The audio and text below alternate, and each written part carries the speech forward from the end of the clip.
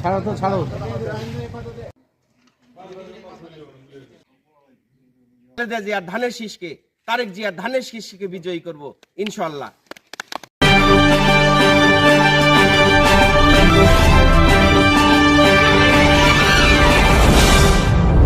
MR news 21-এ সবাইকে স্বাগত। সাথে আছি আমি রফিকুল ইসলাম।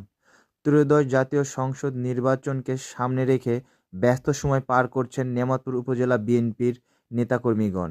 এ সময় তারা নেমাতপুর উপজেলার বিভিন্ন পর্যায়ে ব্যানার এবং ফেস্টুন স্থাপন করেন এবং তারা বলেন, ত্রয়োদশ জাতীয় সংসদ নির্বাচনে দেশনেত্রী বেগম খালেদা জিয়াকে এবং দেশনায়ক তারেক রহমানকে, মোহাম্মদ মুস্তাফিজুর রহমানকে বিজয়ের লক্ষ্যে তারা কাজ করছে।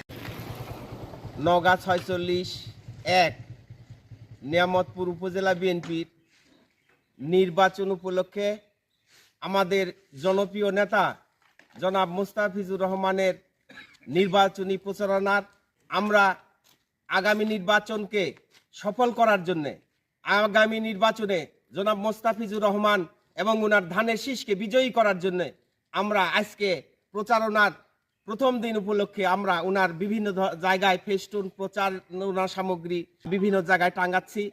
এই নির্বাচন যেন সফল হয়, খালেদা জিয়ার ধানের শীষকে, তারেক জিয়ার ধানের শীষকে বিজয়ী করব ইনশাআল্লাহ।